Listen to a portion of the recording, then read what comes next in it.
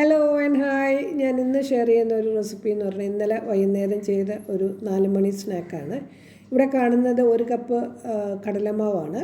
പിന്നെ കാണുന്നത് ഞാൻ ഒരു വലിയ സവാള, ഇഞ്ചിയും വെളുത്തുള്ളി, പിന്നെ കുറച്ച് ജാസ്തി പച്ചമുളകുണ്ട് 5-6 പിന്നെ കൊറിയൻഡർ ലീവ്സ്, ഇതെല്ലാം കൂടെ ക്രഷ് ചെയ്തിട്ടതാണ്.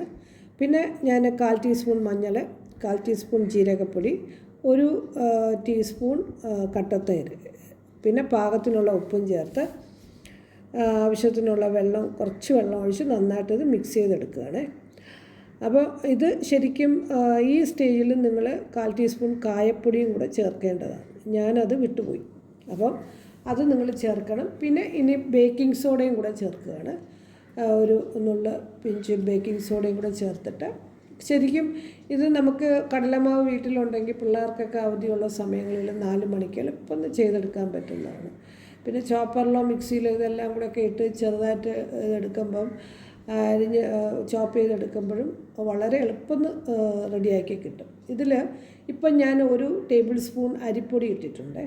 അരിപ്പൊടി ഇട്ടത് ഒന്ന് ക്രിസ്പി ആയിരിക്കാൻ വേണ്ടിയിട്ടാണ്, അല്ലാതെ പിന്നെ ഇത് ഓപ്ഷണലാണ്, അത് നിർബന്ധമൊന്നുമില്ല. അപ്പം ഞാൻ പാൻ വെച്ചിട്ട് എണ്ണ ഒഴിച്ചിട്ടുണ്ട്.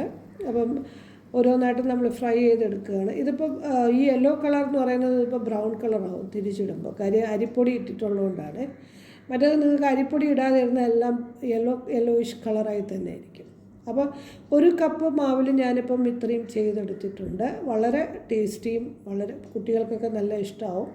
അത് അകത്ത് വെന്തോന്നും കൂടി നോക്കണം. പിന്നെ നമുക്ക് ആദ്യം നിങ്ങൾ ഫ്രൈ ചെയ്തെടുക്കുമ്പോഴേ ചിലപ്പോൾ അകത്ത് വേകാതെ ഇരുന്നാൽ ശരിയാകത്തില്ല. അപ്പം ഞാനിത് അത്രയും ചെയ്തെടുത്തു. അപ്പം ഇഷ്ടപ്പെട്ടെങ്കിൽ നിങ്ങളും ഇതുപോലെ താല്പര്യമുണ്ടെങ്കിൽ ചെയ്ത് നോക്കണം ഈ രീതിയിൽ. വീഡിയോ ഇഷ്ടപ്പെട്ടാൽ like and share and subscribe ചെയ്യാനും മറക്കരുത്. സപ്പോർട്ട് ചെയ്യുക. Thanks for watching my videos. By.